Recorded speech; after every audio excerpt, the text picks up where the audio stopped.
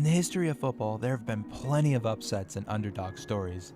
Leicester City, a club that nearly got relegated in the preceding season, won the 2015-16 Premier League title when they were 5,000 to 1 odds to win it. Little old Wigan Athletic defeated the reigning English champions and richest club in the world, Manchester City, to win the 2012-13 FA Cup final. Let's put it this way. Wigan defeated a team containing Yaya Toure, David Silva, Carlos Tevez, and Sergio Aguero to win the most prestigious cup competition in England. They also got relegated in the same season, but that's not the point. But there is one incredible underdog story that gets swept under the rug more than any other. Imagine your local pub team or any amateur team in your area. Imagine the players on that team. They probably have full-time jobs, are not in the best of shape, and just play as a hobby once a week. Well, imagine that same team competing in one of the most prestigious and historic competitions in your country and making it to the final, defeating professional teams left and right. That's exactly what Calais Racing Union Football Club, or Calais RUFC, did in the 1999-2000 Coupe de France. But how did an amateur football team in an impoverished city reach the final of the most prestigious cup competition in France? Well, sit back and strap in, as we will find out.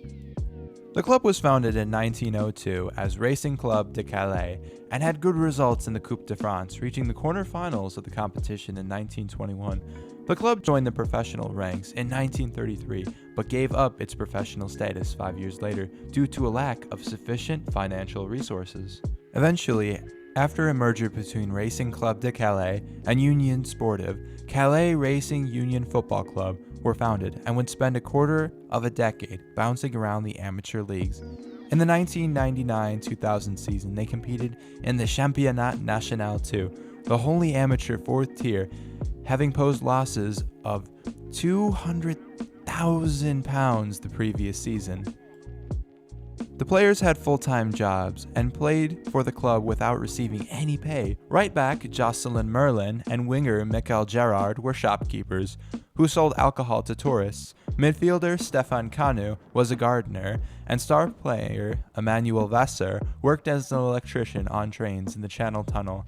The coach, Ladislas Lozano, a Spaniard who fled France under General Franco, was a council foreman responsible for attending the region's sporting facility. Additionally, Calais RUFC were based in one of the poorest regions in France, often described as a dying city.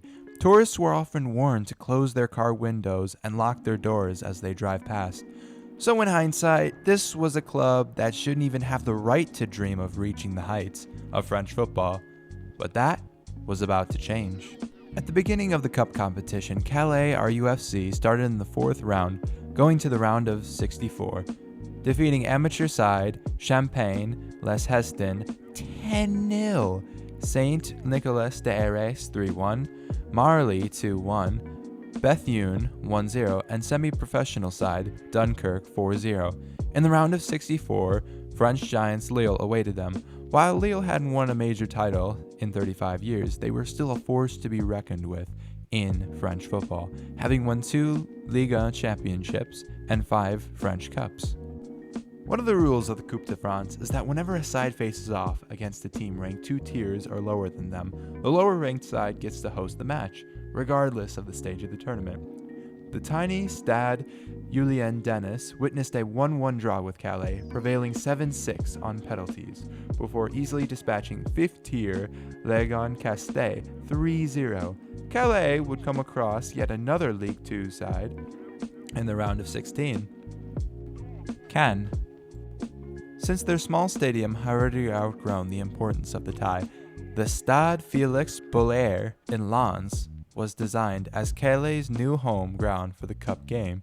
Calais would draw 1-1 and then dispatch the one-time French Cup winning club 4-1 on penalties. The victory saw the amateur side gain nationwide recognition and caused waves in the city of Calais. Next, Calais met Ligue 1 side Strasbourg in the quarterfinals. Strasbourg were a well-established Ligue 1 side, having won 1 title and 3 Coupe de France's. The swollen traveling Calais support required 250 buses to take them 65 miles to the game, while Strasbourg took an early lead, a 39th-minute goal by midfielder and full-time social worker Christophe Hogard, and a 45th-minute winner by Jocelyn Merlin saw Calais win 2-1 in front of 27,000 supporters. The day after, Lozano was given a standing ovation by fellow diners as he ate at the historic restaurant Fouquet's in Paris. Lozano and his team weren't done yet, though. The semifinals brought Calais against the reigning French champions, FC Bordeaux. Bordeaux was a French powerhouse, having won 5 Ligue 1 titles, 3 Coupe de France, and a Trophée des Champions. It was a squad boasting the likes of Les Landes, McCood, Legwinski, and World Cup winner Christophe Dugarry.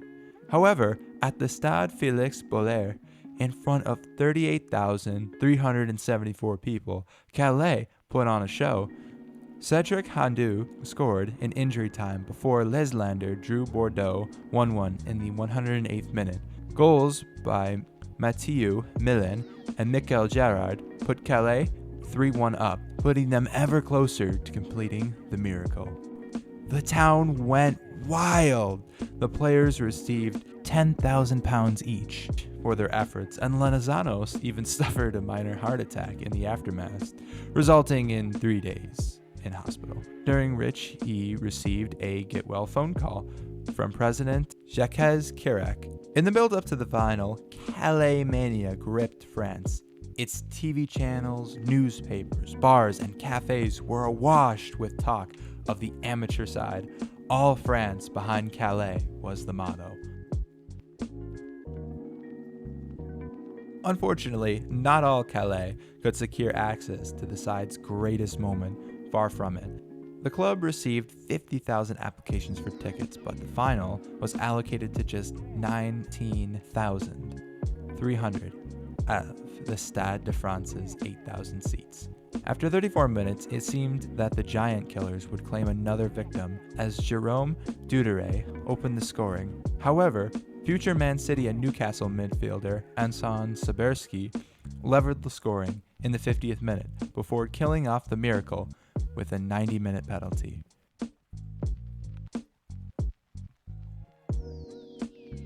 While Calais lost the game, they were winners in a much broader sense. At the Stade de France, Nantes captain Michael Ledru invited his counterpart, Reginald Becquet, to lift the Coupe de France trophy alongside him. Nantes would win the French title the following season, but 2000 would remain Calais' highest point.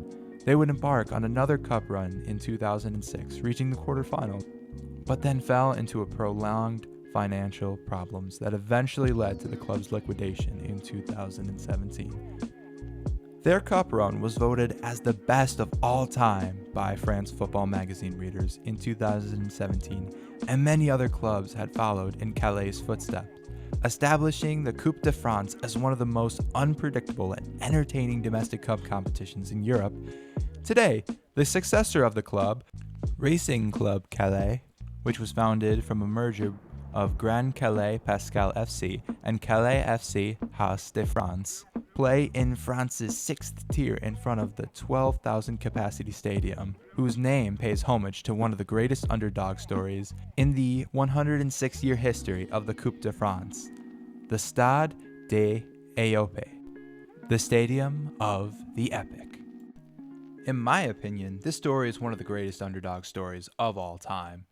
I think the reason that it isn't talked about as much is for 3 main reasons. 1, French football wasn't as strong on the European stage. Only one French club has won the Champions League, Marseille in 1993, but that victory was highly controversial and greatly disputed due to doping and cheating accusations. Serie A, the Bundesliga, and the Premier League were just superior, and any accomplishment was just not talked about. Secondly, I think it's also due to it being in the 90s and early 2000s, when French football wasn't as televised as much. Finally, this story is unappreciated because, well, they didn't win, unfortunately. Because these factors tarnish the accomplishments of this amateur side, beating 5 professional clubs, including the reigning Liga champions at the time. This truly shows, even in the age of big club dominance in league, cup, and European football, miracles can happen, where even shopkeepers, social workers, and electricians can put professional teams to the sword. But what do you think? What is the best underdog story in your opinion? Type your answers in the comments section below. And that is the end of the video. Please feel free to like, share, comment, and subscribe, and I will see you in the next video. Bye!